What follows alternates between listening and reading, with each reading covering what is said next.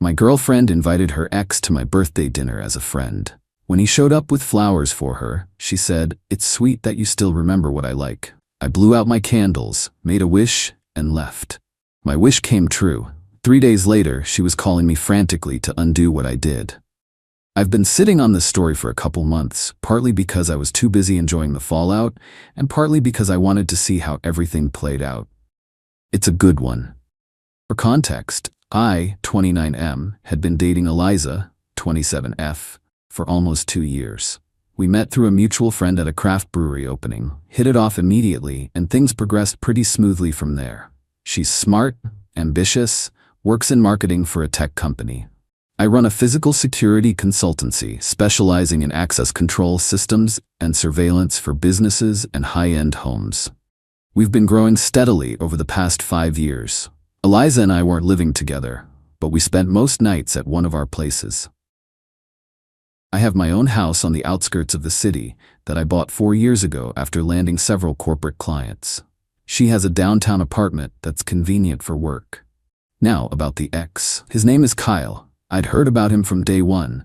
They dated for 3 years before breaking up about a year before Eliza and I met.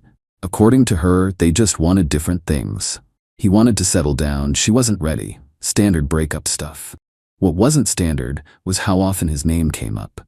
Kyle's new job, Kyle's vacation photos, Kyle's family drama. I never made a big deal out of it. I'm not the jealous type, and I figured some people just stay friends with their exes. Not my style, but whatever. About 6 months into our relationship, Eliza mentioned that her company needed to upgrade their security system. Since that's my business, I offered to help as a professional courtesy. She introduced me to her boss, we worked out a service contract, and I installed their system. As the relationship progressed, Eliza began helping with some marketing materials for my company. Nothing formal, just occasional advice and feedback, since that's her expertise. Then came my birthday. Eliza insisted on organizing everything. Dinner reservation at this upscale place I'd mentioned wanting to try, inviting a small group of our closest friends. I was touched by her effort and looking forward to a good night. The day before, she casually mentioned, "Oh, by the way, I invited Kyle too." I looked up from my laptop. "Kyle, your ex?" "Yeah, is that okay? He's just a friend now and he gets along with most of the people who'll be there." Something felt off, but I didn't want to come across as insecure. "Sure, whatever, it's just dinner." The night arrives. We're at the restaurant, a table for 8. My best friend Tom and his wife, my business partner Jared, 2 other couples we hang out with regularly, Eliza and me. We're having drinks, waiting on the last guest. Kyle. He shows up 20 minutes late, making a grand entrance, and he's carrying a bouquet of purple dahlias. I immediately glance at Eliza, who's beaming. Kyle hands her the flowers, completely ignoring me. "These are for you," he says. "Happy spring." It's October. Eliza accepts them, her face lighting up. "Purple dahlias. It's sweet that you still remember what I like." The table goes silent. Everyone's looking from Kyle to Eliza to me. Tom's wife gives me a sympathetic grimace. Jared looks like he wants to say something, but thinks better of it. Kyle finally acknowledges me with a nod. "Happy birthday, man." No flowers for the birthday boy, apparently. Dinner proceeds, and it's like I'm invisible. Kyle dominates the conversation, sharing inside jokes with Eliza that no one else gets. He's positioned himself directly across from her, making eye contact constantly. I'm at the head of the table, supposedly the guest of honor, but might as well be a ghost. The waiter brings out a cake with candles. Everyone sings. Eliza puts her arm around me, the first time she's really paid attention to me all evening. I stare at the flames. The situation's suddenly crystal clear. "Make a wish," someone says. I look at Eliza, then at Kyle, then back at the candles. I wish for clarity, for self-respect, for what needs to happen next. I blow out the candles, stand up, toss my napkin on the table, and calmly say, "Thanks for coming, everyone. I need some air." Eliza looks confused. "You're leaving? We haven't even cut the cake." "I've lost my appetite," I reply. "Kyle can have my slice. Seems like he's taking everything else of mine tonight anyway." I walk out, ignoring Eliza calling my name. Outside, I take a deep breath. No anger, just resolution. I call an Uber and head home. My phone blows up with texts from Eliza. "Where did you go? You're being ridiculous." It's your birthday dinner. Kyle is just a friend. Come back and we can talk about this. I reply with just one message. I'm not coming back. Not tonight, not ever. We're done. She calls repeatedly. I don't answer. Instead, I go home and do something I should have done long ago. I log into my home security system. See, part of my business involves installing high-end security systems. My own house has one of our premium packages. Cameras at entry points, smart locks, the works. All accessible via secure app. During installation, I'd explain the system to Eliza, showing her where the outdoor cameras were positioned for her safety when she stayed over. The system keeps detailed logs, and I regularly check them as both professional practice and personal security. I hadn't noticed anything unusual until now, but I'd also never had reason to suspect anything. I checked the footage from the past few months, focusing on days I was traveling for work. And there it is. A pattern emerges. A familiar car in my driveway. Kyle, using the access code to enter my house. Eliza, greeting him at the door in ways you definitely don't greet just a friend. I watch enough to confirm what I already knew, then stop. I don't need the details. I just needed proof. Next, I check access logs for my smart locks. Eliza has an authorized code. I notice another code being used on days when I was away. 5953. Looking at the entry pattern and cross-referencing with the security footage, it's clearly Kyle using this code. A quick check confirms 5953 spells Qley on a phone keypad. Eliza had created a code for him without my knowledge or permission. I immediately revoke all access codes except my own. Change the alarm codes too. Then I send Eliza one text with a single frame from the security footage showing Kyle entering my house, timestamped from 3 weeks ago when I was at a conference in Denver. Her response is immediate. I can explain. I don't reply. Instead, I compose an email to her boss. Since we had a professional relationship through the security system I'd installed for their company, I politely inform him that I'm designating a different account manager from my team to handle their service needs going forward, citing a personal conflict of interest. I assure him there will be no disruption in service. I copy my company's operations director on the email, making it a formal business communication rather than something personal. Then I text my property manager, Mark, who's a close friend from college. 3 months ago, I'd purchased a condo in a building downtown as an investment property. It was a coincidence that it happened to be in Eliza's building. The opportunity came through a business contact, and the numbers made sense. I'd mentioned owning a rental property to Eliza but never specified where, and she never asked for details.